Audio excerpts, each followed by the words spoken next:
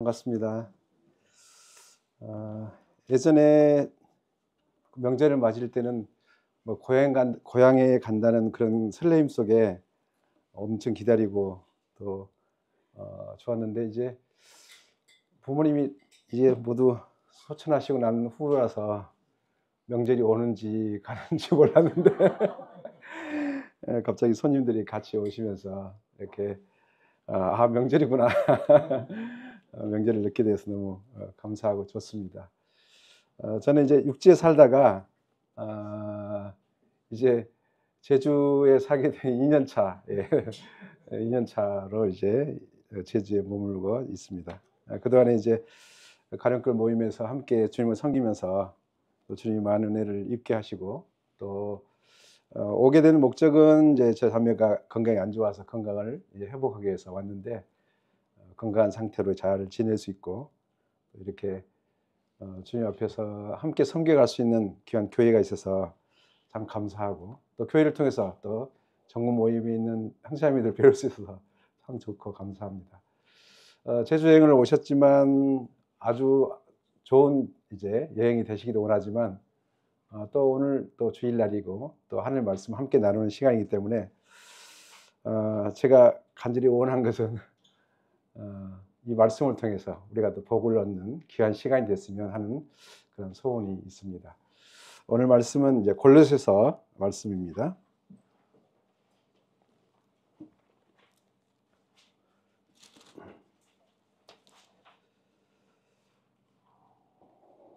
골로새서 1장 15절에서 20절까지 말씀을 보도록 하겠습니다.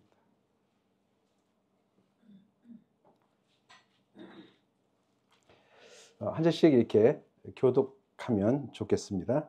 15절에서 20절까지입니다. 제가 먼저 읽겠습니다. 그는 보이지 아니하는 하나님의 형상이요 모든 피조물보다 먼저 나신 이시니, 만물이 그에게서 창조되되 하늘과 땅에서 보이는 것들과 보이지 않는 것들과 혹은 왕권들이나 집권들이나 통치자들이나 권세들이나 만물이 다 그로 말미암고 그를 위하여 창조되었고, 또한 그가 만물보다 먼저 계시고 만물이 그 안에서 함께 섰느니라. 그는 몸이 교회의 머리시라. 그가 근본이시요 죽은 자들 가운데서 거듭나신 이시니 이는 친히 만물의 으뜸이 되려 하시며, 아버지께서는 모든 충만으로 예수 안에 거하게 하시고 그의 십자가의 피로 화평을 이루사 만물 곧 땅에 있는 것들이나 하늘에 있는 것들이 그로 말미암아 자기와 화목하게 되기를 기뻐하시라. 아멘. 이 본문 말씀은 우리가 많이 이제 그동안에 읽고 또 잘 아는 말씀이라고 생각이 되기도 합니다. 오늘 이제 이렇게 이 말씀을 통해 특별히 예수 그리스도에서 이제 묘사하고 있는 말씀인데요. 아마 예수 그리스도에 대해서 묘사하는 말씀 중에 신약 성경 중에 아마 가장 뛰어난 오늘 말씀이 예수 그리스도에 대해서 잘 표현한 말씀이라고 봐집니다. 이 말씀은 이제 원래는 이제 찬송시로 되어 있답니다. 그래서 6절부터 이게 6절을 우리가 읽었는데요. 그 안에 예수님에 대해서 10회가 나오고 있습니다.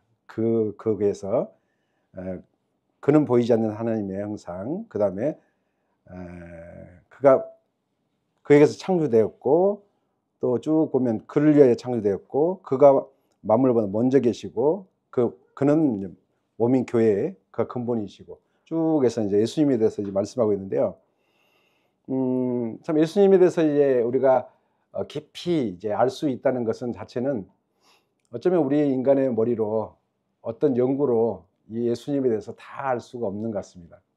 그리고 또한 제가 이제 짧은 지식으로 예수님에 대해서 이렇게 다 표현해낼 수 있다는 것은 도저히 불가능하고요. 또 부족한 제가 또 이 말씀을 생각할 때 좀 부족한 것을 인정합니다.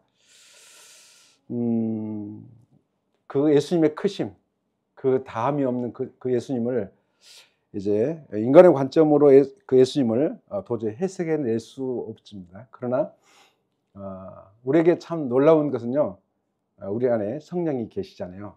성령은 우리에게 깨닫게 하시는 놀라운 하나님의 말씀을 깨닫게 하신 놀라운 능력을 갖고 계시는데요. 오늘 이 말씀을 통해서 하나님께서 성령을 통해서 그 조명해 주심으로 예수님의 그 아름다움과 또 예수님의 그 영광스러움, 그 위대하심을 우리 마음속에 깊이 깨달아 또 알고 그 예수님을 또 어떻게 우리가 섬겨야 되는 건지를 깊이 이해하는 시간이 됐으면 좋겠습니다. 어떤 분이 여러분에게 만약에 예수님이 어떤 분이냐고 물어보시면 여러분은 어떻게 대답하시겠습니까?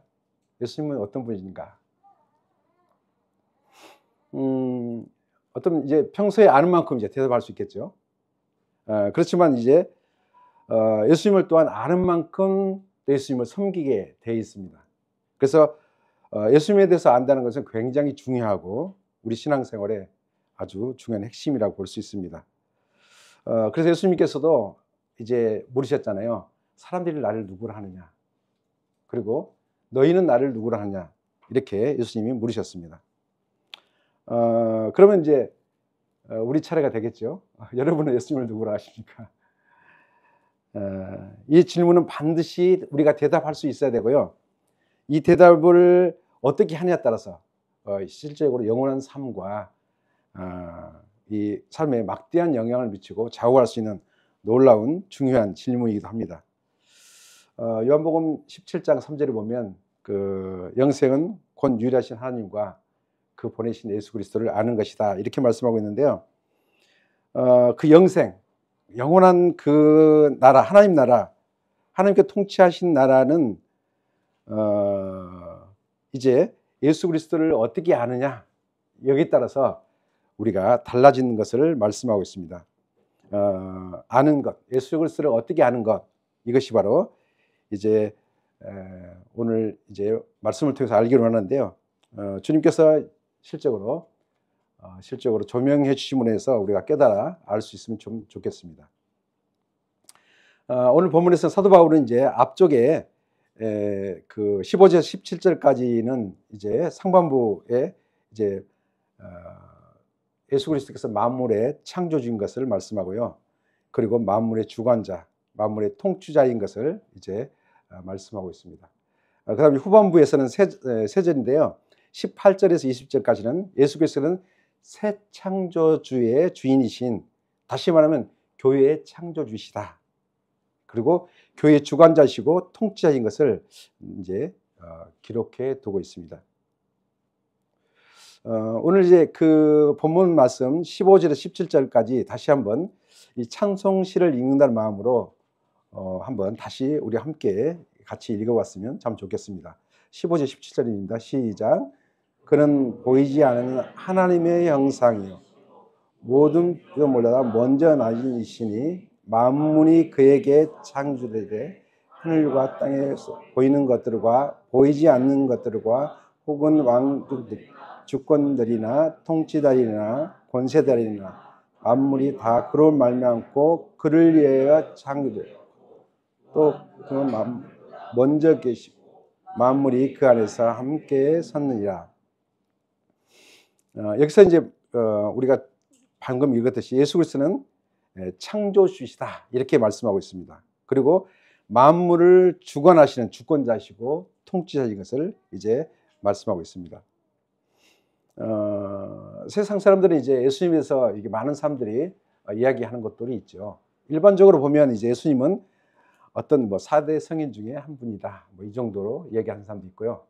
뭐 예수님은 뭐 기독교 창시자다. 뭐 이렇게 알 수 있는 사람도 있고요. 어떤 분들은 이제 중동 이스라엘에 이제 태어나셔서 훌륭한 납비로서 자비와 또 사랑을 가르치시고 또 본을 보이셨으나 그러나 이제 애석하게도 가장 사랑한 제자의 억울한 누명을 받아서 배반을 받고 이제 십자가의 체형을 받는 사람으로 이제 한 인물로 이렇게 기억하는 사람도 있습니다. 그런데 이제 오늘 사도 바울은 예수님에 대해서 그런 인물로 말씀하지 않고요. 처음부터 예수님은 하나님이시고 하나님이시다는 것을 기록하고 있습니다. 그래서 그는 보이지 아니하시는 하나님의 형상이요 이렇게 말하고 있는데요. 이 말은 뭐냐면 예수님께서 보이지 않는 하나님을 우리가 볼 수 있는 하나님으로 나타나신 하나님 이렇게 말씀하고 있습니다. 그래서 우리가 볼 수도 없고 보이지 않는 하나님을 이제 온전하게 드러내 보여주신 분이 이제 예수 그리스도다, 이렇게 먼저 소개하고 있습니다. 예수님은 완전한 하나님이잖아요. 그리고 완전한 사람이셨습니다. 하나님께서는 온갖 모든 하나님의 영광을 갖고 사람의 몸으로 이 땅 가운데 태어나셨습니다. 그리고 온전하게 하나님의 영광을 드러내신 분입니다. 어떤 육신에 보면 이사야 53장의 이제 말씀을 빌리면 육신으로는 연한 순 같다. 그리고 보면 고운 모양도 풍채도 없고 흠모할 모양도 없으셨다. 그래서 지금 예수님이 우리 중에 어떤 모양을 가지셨을까 생각하면 가장 못생기고 볼품 없는 사람으로 이렇게 보면 예수님의 모양이 이 이사야서를 빌려보면 그렇게 볼 수가 있는 것 같습니다. 저보다는 조금 더 못생기신 것 같습니다. 죄송합니다. 예수님 말해서. 그렇지만 그 예수님의 내면 가운데 그 신성이 있었는데요.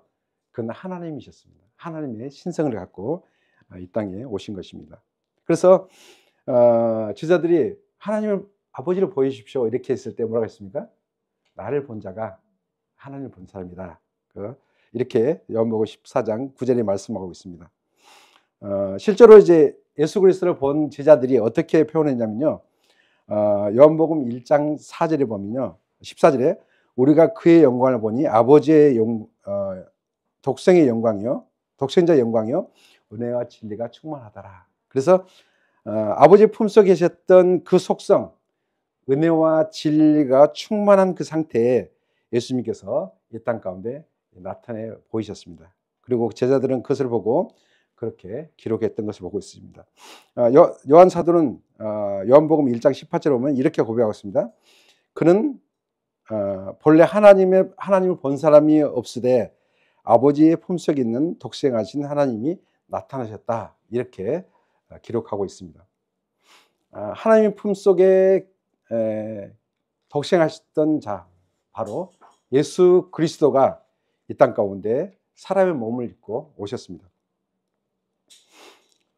예수께서 그 하나님으로서의 아버지의 온전한 영광을 이 땅 가운데 드러내 보여주신 분이 예수 그리스도입니다.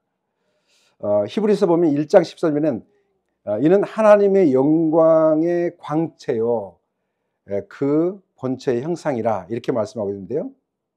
하나님이 가셨던 그 영광, 그 영광의 빛, 우리는 실적으로 우리의 눈으로 그 영광의 빛을 다 상상해낼 수는 없는 것 같습니다. 그러나 성령께서 말씀을 통해서 우리에게 조명해 줄 때 하나님의 그 영광이 얼마나 영광스러운 것을 하나님이 조명해 주실 때만이 진정한 하나님을 성령을 통해서 배울 수 있는 것을 알 수 있습니다.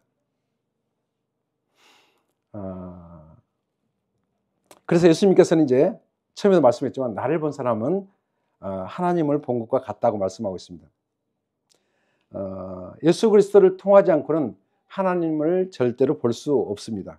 그래서 고린도후서 4장 6절에 보면 하나님의 영광을 아는 빛을 우리 마음에 비추셨다고 말씀하고 있고요. 그 영광의 빛을 하나님께서 예수 그리스도의 얼굴에 있게 하셨다고 말씀하고 있습니다. 이렇게 그 다음에 이제 우리가 다음에 볼 수 있는 것은 하나님 형상이 나타나신 예수 그리스도 만물과 어떤 관계를 갖고 계시는가를 이제 볼 수 있습니다. 예수 그리스도와 이제 하나님과 관계를 생각해 보시면 또 예수 그리스도와 만물과 관계를 잘 생각해 볼 수 있습니다. 바울이 기록한 말씀은 예수 그리스도와 피조물과 관계에 대해서 말씀하고 있는데요. 그 핵심은 앞에서 말씀하신 것처럼 예수께서 모든 만물의 통치자와 주권자이시다는 것을 말씀하고 있습니다. 15절 하반절 보면 바울은 이렇게 기록하고 있습니다. 모든 피조물보다 먼저 나신 이시다. 이렇게 말씀하고 있습니다. 이 표현을 보면 우리말로 그대로 이렇게 받아들이게 되면 약간 혼돈을 가질 수 있죠. 그래서 피조물보다 먼저 나신 이다. 그러면 먼저 태어난 것으로 이렇게 볼 수 있습니다. 하나님께서 지으신 피조물처럼 이제 들리기도 하죠. 실제로 이제 예수님 바울 사도가 이제 실적으로 활동하던 그 시절에 영주주의라는 이단이 있었습니다. 그 영주주의자들은 실적으로 예수님이 이제 첫 번째 창조물이다 이렇게 가르치기도 했답니다. 그래서 모든 창조물보다 먼저 창조된 분이 예수님이다. 그래서 이 영주주의자들은 영은 거룩하고 물질은 더럽고 부패했다 이렇게 해서 인간의 육체를 입고 오신 예수님이 이제 물질이기 때문에 결국은 거룩할 수 없다. 그래서 만물의 피조물이라는 것을 그들이 강조하면서 이제 잘못된 교리들을 이제 퍼뜨렸던 걸 보게 됩니다. 근데 오늘도 여전히 그러한 이제 이단들이 있죠. 우리가 잘 알고 있는 여호와 증인 그렇습니다. 여호와 증인이 결국 뭐냐면 예수님은 하나님이 만드신 첫 번째 피조물이다 이렇게 잘못 이제 가리키고 있습니다. 이것이 바로 이단들의 가르치는 것을 보게 됩니다. 사도는 여기서 기록한 것이 절대로 그런 의미로 기록한 것이 아닌 창조의 순서로서 예수님 먼저 사셨다는 것은 그런 의미가 아닌 모든 피조물에 가장 으뜸이 되고 가장 높은 곳에 다스리시는 분이라는 것을 이제 나타내시기 위한 것입니다. 제가 이제 주석을 찾아보니까요, 만물의 창조의 매개자로서 선지하신 그리스도의 최상의 지위를 말씀할 때 먼저 나신 분이다 이렇게 표현했다는 것을 찾아볼 수 있었습니다. 요한복음 3장 이제 35절에 보면 아버지께서 아들을 사랑하사 만물을 그 손에 주셨으니 이렇게 기록하고 있는데요. 그런 모든 만물에 계시고 모든 만물을 주권을 갖고 계신 분이 예수 그리스도십니다. 바울은 이제 모든 만물의 주권자가 통치자가 되신 예수님이 왜 그렇게 되는지 이유를 세 가지를 이제 말씀하고 있는데요. 첫 번째는 이제 만물을 창조하시기 때문에 모든 창조물에 이제 주권자가 되신다는 것을 말씀하고 있습니다. 16절 이제 모든 만물이 예수님께서 만드셨다는 것을 16절 이제 상반절에 말씀하고 있고, 모든 만물은 이제 예수 그리스도를 위해서 창조했다. 16절 하반전에 이제 창조의 목적이 나와 있습니다. 그리고 모든 만물을 세 번째는 붙들고 계신 분이 이제 예수 그리스도이다. 실제로 만물을 운행하신 분이 예수 그리스도라는 것을 이제 말씀하고 있습니다. 그렇기 때문에 예수님이 만물의 주관자요 그리고 통치자인 것을 말씀하고 있습니다. 이제 간략하게 이제 하나하나 이제 살펴보자면요, 16절에 모든 만물을 누가 창조하시는가를 나타나는데 모든 만물의 창조시자가 이제 예수 그리스도라는 것을 말씀하고 있습니다. 여기서 질문을 하자면 모든 만물을 이제 어디까지 포함될까요? 모든 만물 하면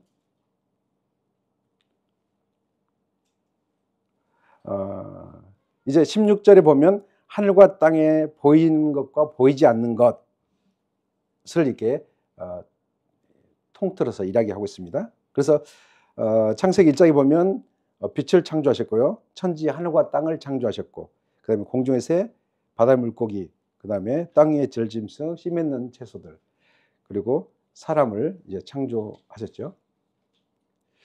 보이지 않는 것을 창조하셨다라고 할 때 보이지 않는 것이 이제 생각하면 어쩌면 우리가 이제 바로 생각할 때 공기 뭐 이렇게 생각할 겁니다. 그런 미생물, 어떤 바이러스 뭐 이런 것들을 이제 말할 수 있을 텐데요.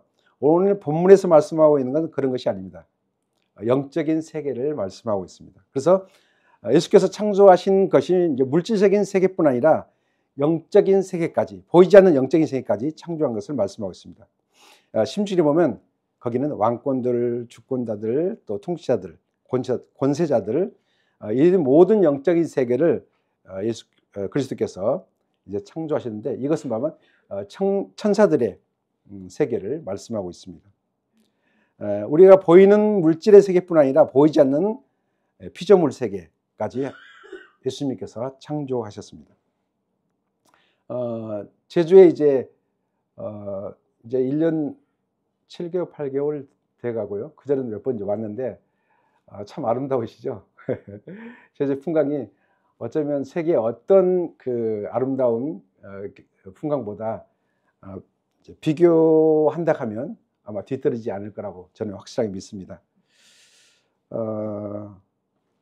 바다 색깔을 보면요, 시간대마다 바뀌어요. 신기하죠? 언제 그 카메라로 이렇게 이렇게 잡으려고 하면 순간적으로 이렇게 쓱 바뀌는 것을 볼 수 있죠. 이제 낮에는 이제 해를 이렇게 정면으로 볼 수 없지만 저녁 노을이 지면 해를 우리가 바라볼 수 있는데요. 그 해가 이제 전 육지에 있을 때 서산으로 이렇게 넘어갔어요.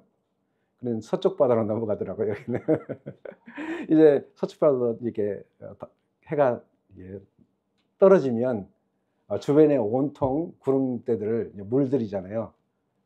때때는 이제 황금색으로 이렇게 물들이기도 하고, 또 때때는 주황색으로, 그리고 또 한 색깔 있는데, 붉은색으로 이제 물들이기도 합니다. 그래서 저도 이제 그것을 계속 저희 집에서도 이제 보이기도 해서 찍기도 하고, 바닷가에 나오면 찍기도 하는데요. 순간적으로 이렇게 찍는데 벌써 이렇게 색깔이 쫙 변하고 처음에 금방 샤터를 누렸던 때하고 그 다음에 몇 초 후에 누를 때하고 또 다른 이제 결국은 작품이 나오기도 합니다. 참 저녁에는 이제 둥근 달과 반짝이는 수많은 별들을 이제 예수님께서 만드셨습니다. 그리고 예수님께서 그것을 운행하고 계십니다. 지구를 이제 공중에 띄었다는 자체가 우리가 생각할 때 참 신기하지 않습니까? 어떻게 공중에 조그만 물건도 금방 공중에 놓게 되면 금방 떨어질 수밖에 없는데 그 어마어마한 지구가 공중에 떠 있다는 것은 참 이거 신비롭고도 우리가 어떻게 그것을 완전하게 그것을 밝혀낸다는 것은 불가능한 것 같습니다. 근데 이제 그 지구가 있잖아요. 자전과 공전을 통해서 이제 그 자전을 통해서 아침과 저녁을 만들어내잖아요. 참 신기하죠. 저녁이 되고 아침이 되고 또 아침이 되고 저녁이 되고 참 신기하죠. 그리고 이제 그 자전을 통해서 봄, 여름, 가을, 겨울을 만들어냅니다. 제주도 오니까 그 봄, 여름, 가을, 겨울을 선명하게 보기가 그렇게 지금도 봄 같고 추수할 때 돼야 이제 가을인 것으로 생각이 되는데요. 지금 그 농산물이 겨울도 많이 나오더라고요, 보니까. 근데 봄, 여름, 가을, 겨울을 만들죠. 그래서 지구가 이제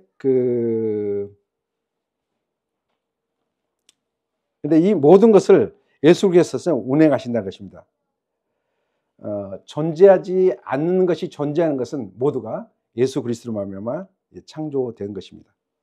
물질 세계 또 보이지 않는 어떤 세계든지 결국은 땅에 있는 것이나 땅 아래에 있는 것이나 땅 위에 있는 것이나 모두가 다 이제 결국은 하나님의 그 섭리 안에서 창조되었고 운행된 것을 볼 수 있습니다. 그래서 이제 요한복음 1장 3절 보면 지은 것이 하나도 그가 없이는 된 것이 없다고 이렇게 말씀하고 있습니다. 하나님께서 이제 그 예수 그리스도를 통해서 만물을 이제 통치하시고 또 그 다음에 다스리시는데요. 그래서 만물의 주인이 예수 그리스도인 것을 이제 이 말씀을 통해서 확실히 밝혀주고 있습니다.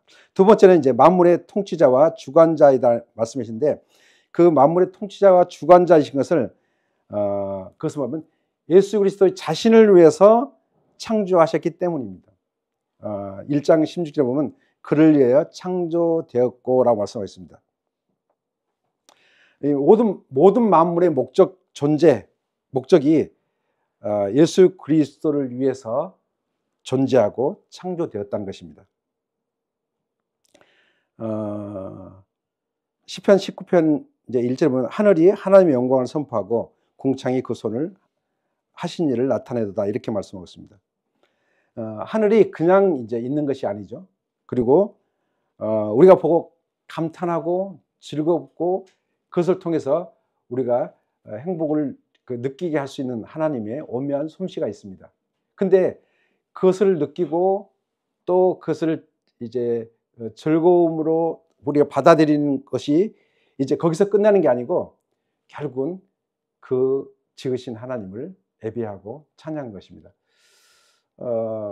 하나님이 지으신 그 모든 피조물 중에 그 예배하는 집단이 어떤 집단이 있을까요?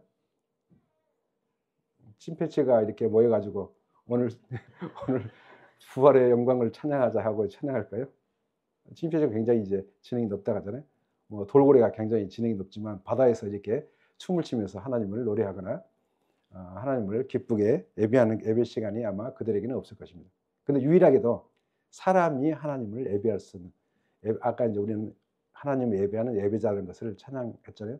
그것이 얼마나 영광스러운지 모릅니다.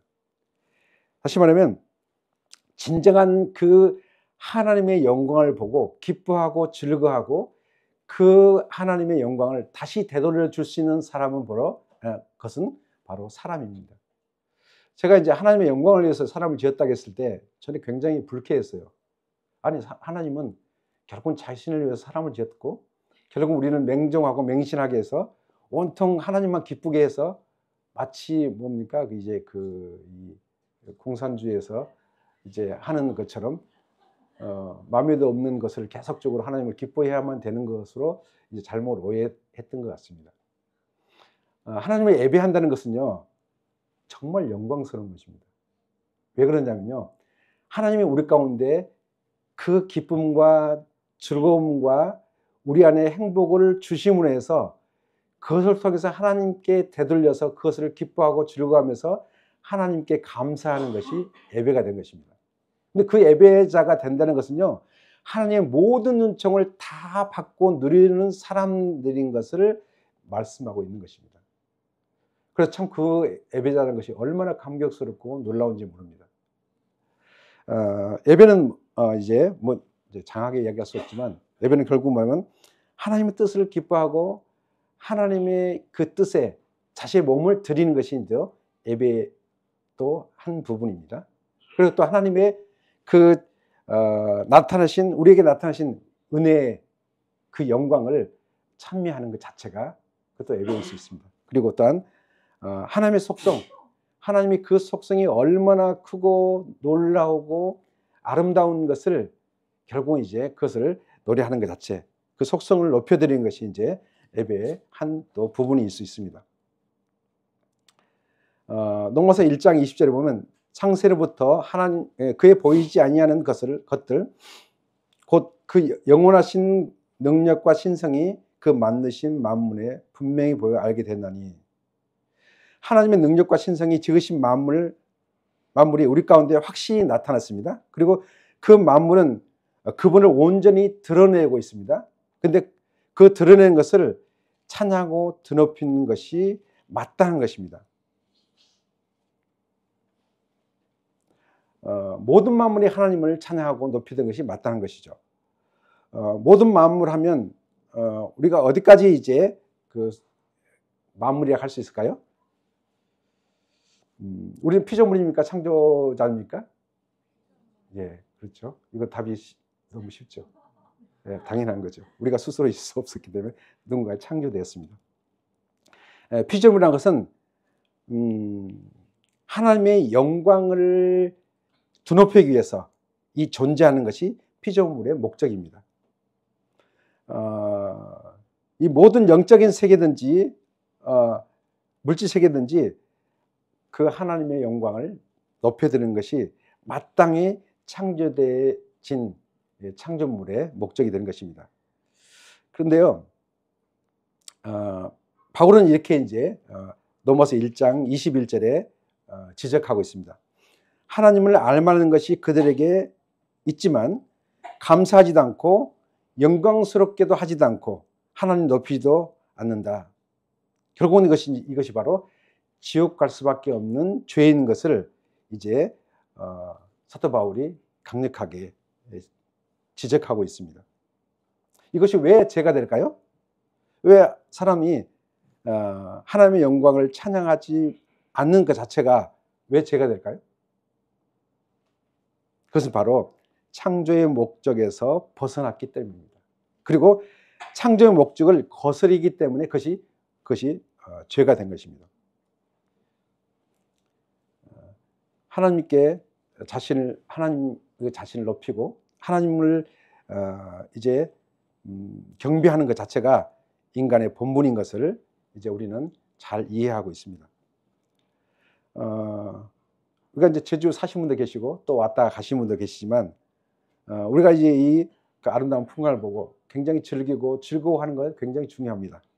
또한 거기에 우리가 빠뜨릴 수 없는 것이 하나님께 지으신 만물을 통해서 우리가 그분께 감사와 찬양과 영광을 돌리는 것이 마땅한 것을 보게 됩니다. 근데요, 아직까지는 이제 그 제주의 풍광에 대해서 이제 좀 많은 분들이 오래되면 시들어진다 그러더라고요. 근데 아직까지는 덜 시들어질 것 같아요.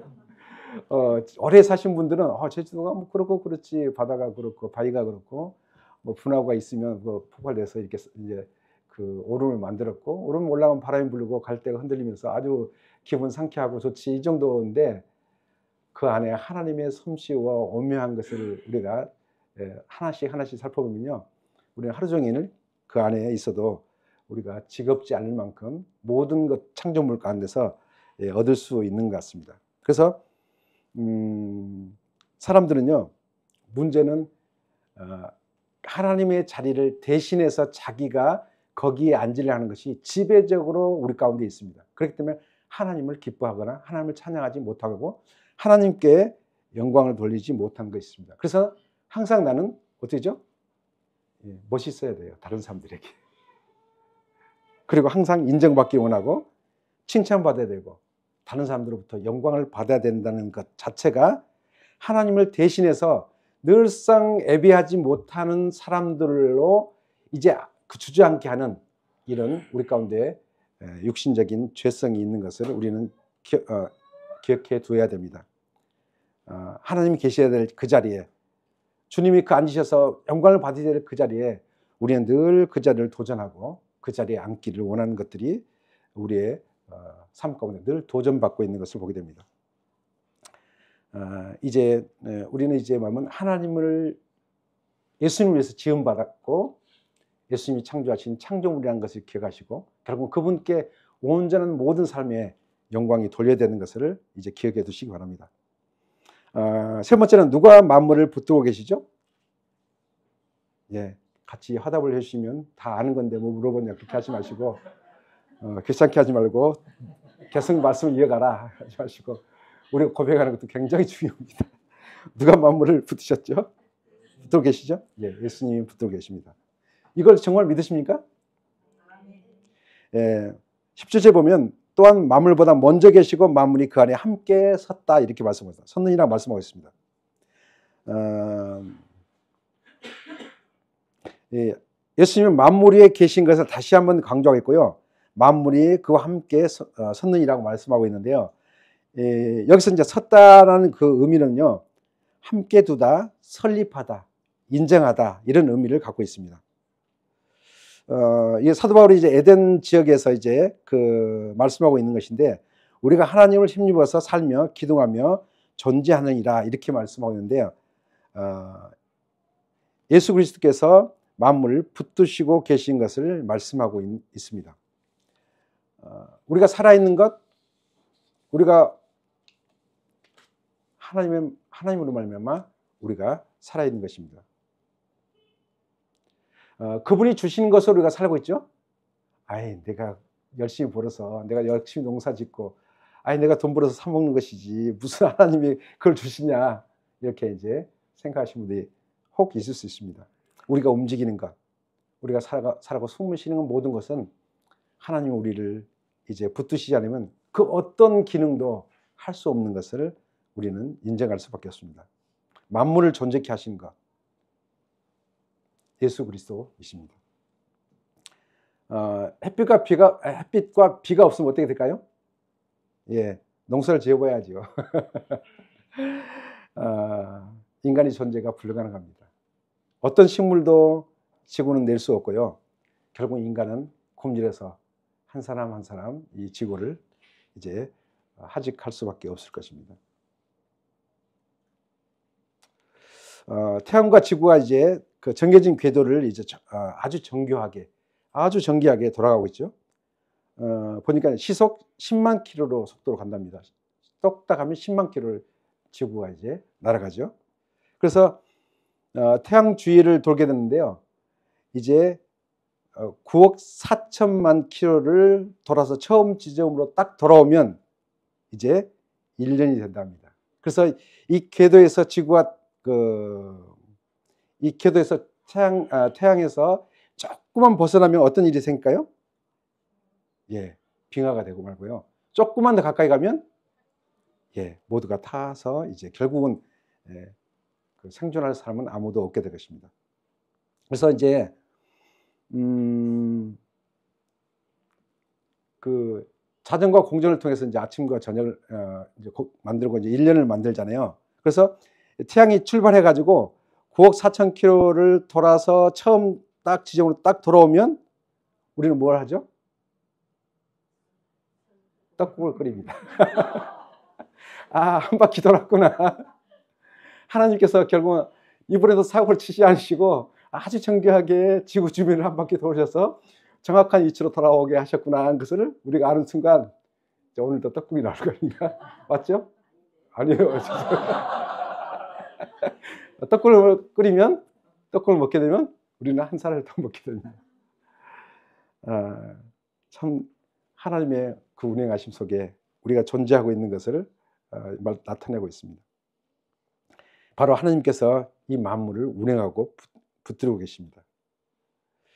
우리가 먹고 자고 입고 하는 이 모든 일용할 양식들, 이것들을 하나님이 공급하지 않으시면 우리는 당장 이 땅에서 생존할 수가 없게 됩니다. 이제 우주적인 면에서는 행성이나 별이나 지구나 하나님께 붙드시지 않으면 어떤 것도 결국은 보면 온전하게 존재할 수 없게 되고요. 아마 행성끼리 이렇게 부딪히게 되면 모든 그 세계가 은하 세계나 결국은 끝이 나고 말 것입니다. 그래서 이제 사도 바울 표현은 이제 하나님 때문에 살고 하나님 때문에 움직이고 하나님 때문에 존재한다 이렇게 말씀하고 있습니다. 히브리서 1장 3절에 보면 그의 능력의 말씀으로 붙으신다고 말씀하고 있습니다. 이제 오늘 말씀의 전반부를 이제 요약하자면요. 우주 질서가 지구와 태양 주변을 돌고 있습니다. 태양이 그 지구 중심으로 돌지 않죠? 그죠? 맞습니까? 예, 저도 이야기하면서 좀 헷갈릴 수 있습니다. 우리는 많은 분이 착각하고 있습니다. 내 중심으로 세상이 돌아가기를 원하고요. 내 중심으로 세상이 돌아간다고 생각하고 그렇지 않을 때는 우리는 그것에 대해 반응하는데요. 결국은 여러 가지 많은 것들을 내 중심으로 돌리기 위해서 파생하고 있습니다.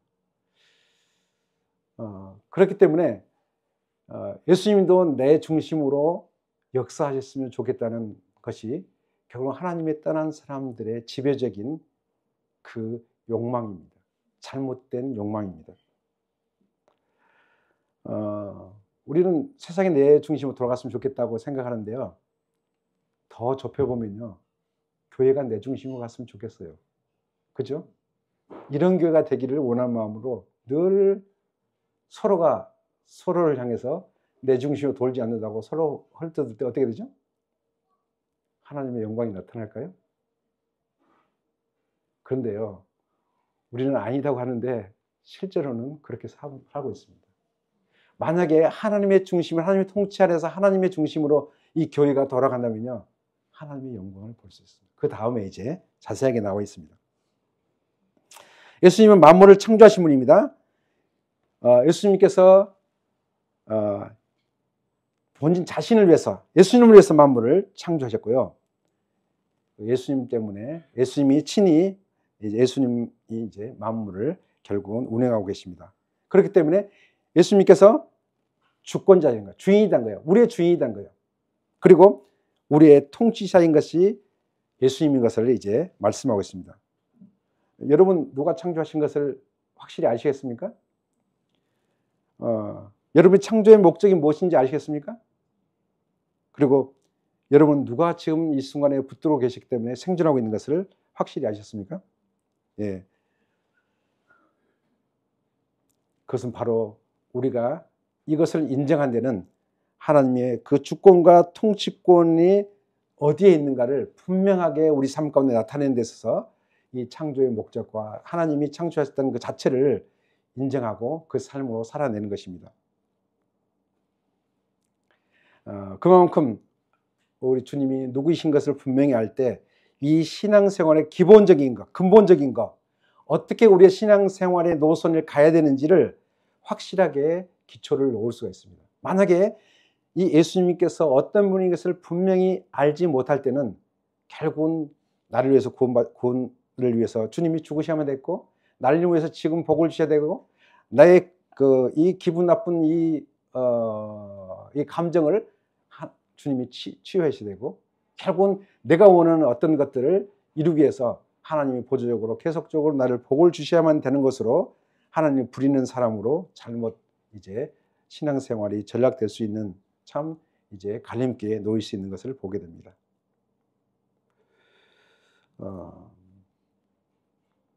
그래서 로마서 1장에 보면, 로마에 따르면 사람들 스스로 지혜했다 하지만 그 생각에는 그 마음이 어두워져 가지고 하나님에 대해서 알지 못하고 하나님을 경외하지도 않고 하나님을 섬기지도 않으면서 그 하나님이 계시할 그 자리에 돈을 갖다가 모셔놓고, 그 다음에 하나님의 계시할 그 자리에 명예를 갖다 모셔놓고, 하나님이 계시할 그 자리에 자신을 하나님 자리에 놓고 섬기게 되는 어처구니 없는 사람들이 이 땅에 살아가는 사람들입니다.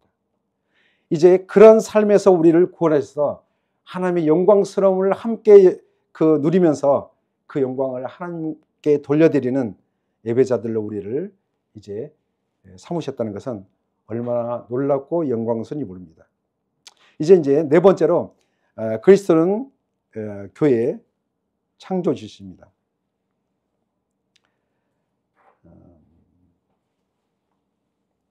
18절 보면 그는 교회의 머리라 이렇게 말씀하고 있습니다. 자, 사람이 머리가 없다면 어떻게 될까요?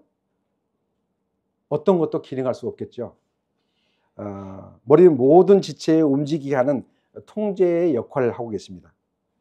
실적으로 예수 그리스도는 머리로서의 교회의 모든 부분을 통제하시고 이제 그 역사하신 분이 예수 그리스도입니다. 그래서 2장 19절에 보면요, 온몸이 머리로 말미암아 마디와 힘줄로 공급을 받고 연합하여 하나님이 자라게 하심으로 자란다 이렇게 말씀하십니다. 이것이 바로 교회입니다. 온몸이 머리로 말미암아 이제 마디와 힘줄로 공급을 받게 되고요, 서로 연합함으로 통해서 이제 교회를 이루어서 그리스도를 나타내는 것입니다. 자, 머리가 이제 지체 중에 모든 주권을 갖고 있는 지체잖아요. 그 마찬가지로 실적으로 교회의 주권을 갖고 계신 분은 예수 그리스도이십니다. 예수 그리스도가 교회의 주권자이시며 통치자이십니다. 18절은 그는 몸이 교회의 머리라 다시 말씀하고 있는데요, 그리스도께서 교회의 머리가 되시면 몸은 어디에 있죠? 제가 질문 잘못했는가요? 우리는 그리스도의 몸이 되겠죠.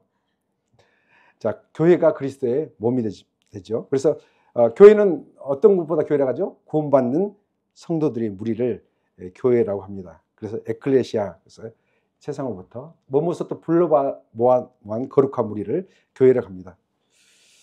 이 예수 그리스도께서 십자가에 죽으신 것은 우리 죄를 위해서 죽으신 것을 우리는 다 알고 계시죠. 그걸 믿고 계시죠.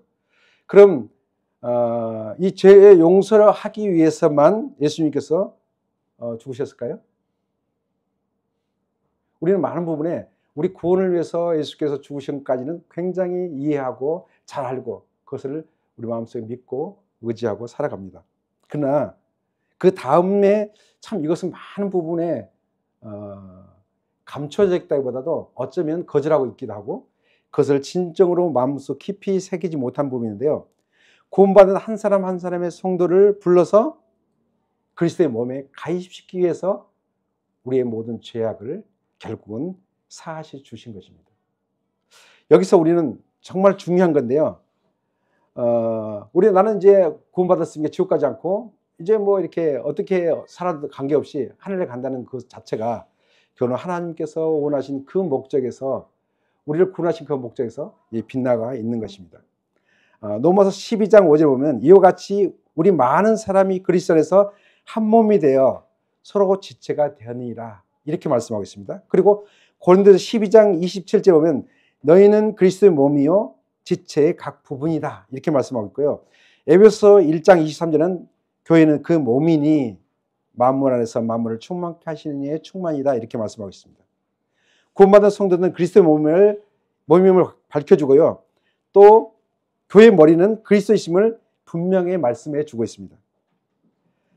몸이 이 땅에 있으면 예수 그리스도께서 머리시다면 머리는 어디 계실까요? 하늘에 계실까요? 생각해 봅시다. 하늘에 계실까요? 좀 애매하죠. 여기 계시다고 해도 안 보이니까 말할 수도 없고 하늘 우편에 계신다 하니까 거기에 계시니까 이렇게 말할 수 있죠. 그러나 지금 우리 안에 머리로서 계신다는 겁니다. 이게 진리입니다. 지금 우리 교회 안에 머리로서 지금 기능하고 계신 겁니다. 그리스도는 교회의 머리로 거하신다는 것이 첫 번째는 그리스도께서 교회의 인도자가 되십니다. 우리의 목자시고요. 우리의 인도자십니다. 그리고 두 번째는요. 그리스도께서는 교회의 주제가 되십니다. 주인이다 그러죠. 우리의 주인이 누구죠? 가령골 교회 주인이 누구실까요? 정수홍, 막 이제 정수홍 이렇게 하수소 있겠죠. 정수홍 형제님은 이제 그리스도께서 세우신 하나의 주님의 사역자죠. 근데 진정한 주님의 우리의 머리시는 예수 그리스도입니다. 이 그리스도를 통하지 않고는 어떤 사람도 그리스도의 몸의 지체에 가입될 수가 없습니다. 그렇죠? 돈이 많다고 해가지고 돈을 많이 내는다고 해가지고 그리스도의 몸에 가입될 수 있을까요? 얼마나 주면 그리스도의 몸에 가입할 수 있을까요? 주님이 가입시켜 줄까요? 요즘 뭐 대통령도 꼼짝 못하고 지금 깜빡이 갈치는데 그 권력으로 가령골 교회의 지체로 가입할 수 있을까요? 형 하시겠습니까? 어떻겠습니까? 사인 형님 하시면 되니까. 참 우리가 얼마나 영광스러운지 모릅니다. 그리스도의 몸의 지체에 가입되어 있다는 이 사실. 어떤 명예로 이것을 획득할 수 있겠습니까? 이것은 그리스도를 통하지 않고는, 그리스도의 보혈의 피를 통하지 않고는 그 어떤 사람도 교회의 지체로서의 가입될 수가 없습니다.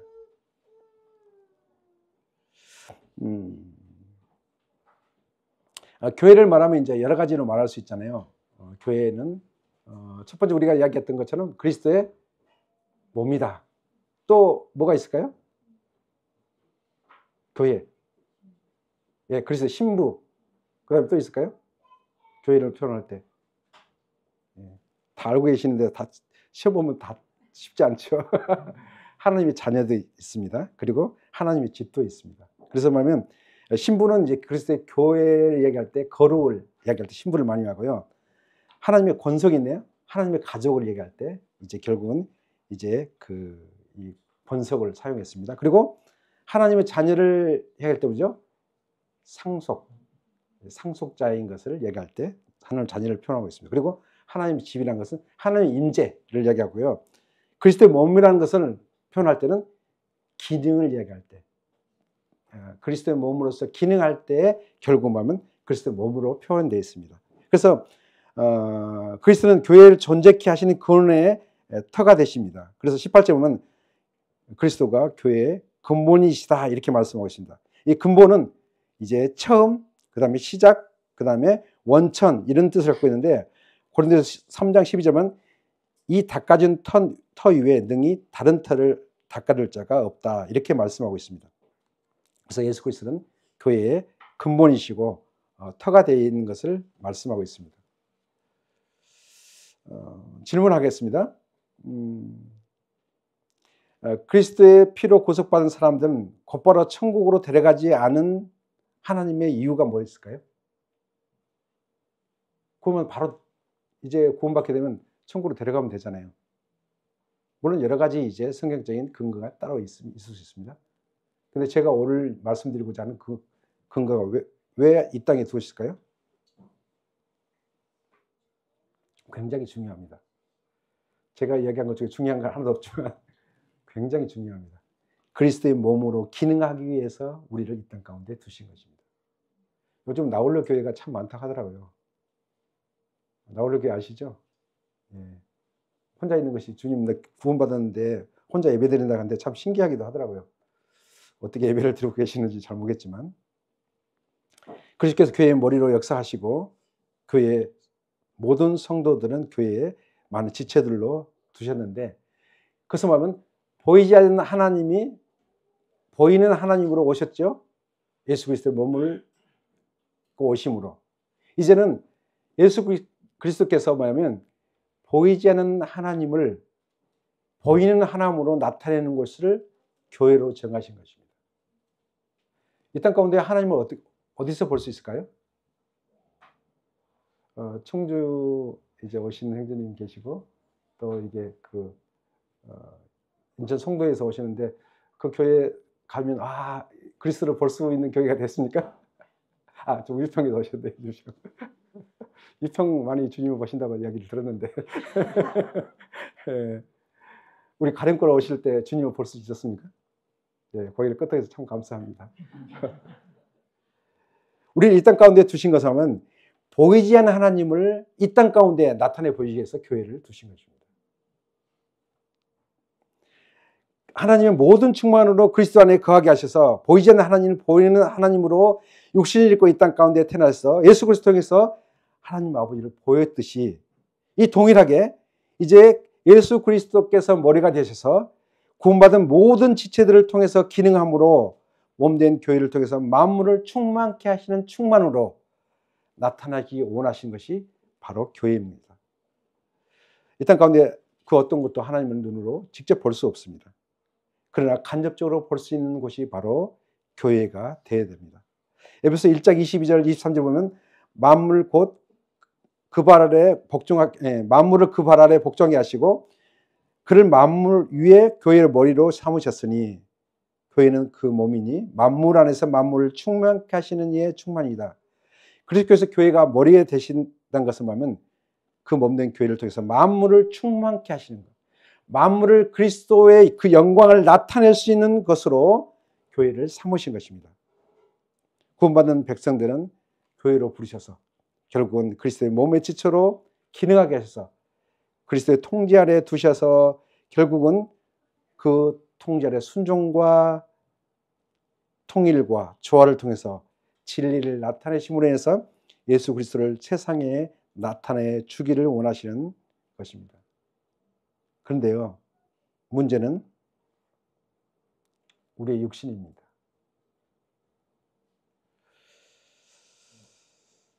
아무든지 나를 따라오거든 자기를 부인하고 날마다 제 십자가를 지고 나를 따를 것이라고 이렇게 말씀해 주셨는데요.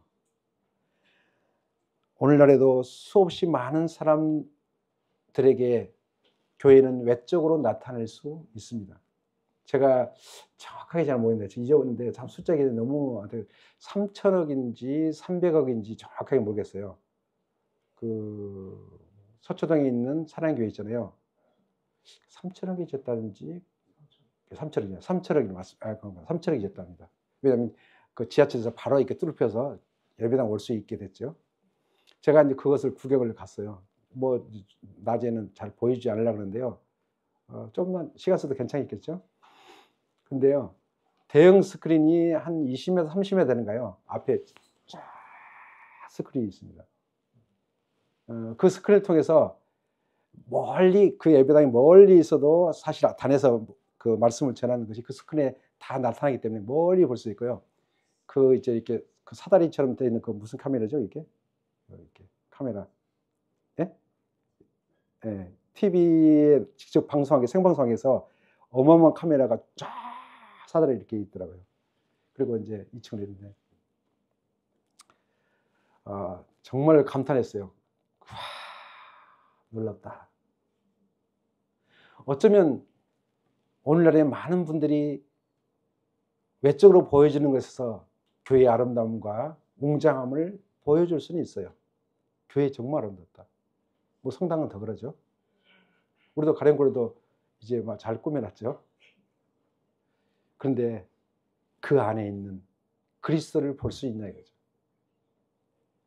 많은 사람들이 건물에 치장하면서 건물로서 뭔가 교회의 모습을 나타내려고 하는데 진정한 교회의 그 모임, 모습, 그리스도를 나타낼 수 있는 그 모임, 그것은 뭐냐면 우리의 옳음이 내려져야 됩니다. 많은 사람들이 자기가 옳다는 것 때문에 서로 자기 뜻을 펴기 위해서, 자기가 인정받기 위해서, 또 자기의 수고를 통해서 뭔가 자기가 이제 인정받고 또 중심이 되기 위해서 자기 주장을 펴는 한 그리스도는 나타날 수가 없습니다. 그리스도의 통치 아래서, 우리가 그리스도의 그 지배 아래서 우리가 순종하고 그 통일된 조화를 이룰 때 세상은 가령골을 보고 그리스도를 볼 것입니다. 우리는 얼마나 놀라우신 영광스러운 부름을 우리는 받았는지 모릅니다. 그리스도의 온전한 하나님의 놀라운 성품이 있잖아요. 자비와 긍휼과 용서와 사랑, 인내, 그 다음에 불변하시고 영원하시고 또 겸손하시고 그 하나 되는 그것. 이 세상에서는 뭐냐면 하나님의 성품을 일부러 어떤 모양을 흉내낼 수 있어도요, 그건 나타낼 수 있는 것은 아무것도 없습니다. 그러나 교회, 그리스도의 몸된 교회, 그리스도께서 머리가 되셔서 실적으로 통치하신 그 교회 안에 하나님의 영광을 나타낼 수 있는 것입니다. 우리는 이것을 더 이제 성령께서 밝혀주시기 원하는데요. 그 영광을 우리가 더 알고 우리가 그 이론으로서의 이 땅 가운데 살아가는 동안에 그리스도의 영광을 이 땅 가운데서 교회를 통해서 우리가 나타낼 수 있는 정말 놀라운 만물을 충만케 하는 자의 충만으로서의 교회가 되었으면 하는 마음이 있습니다.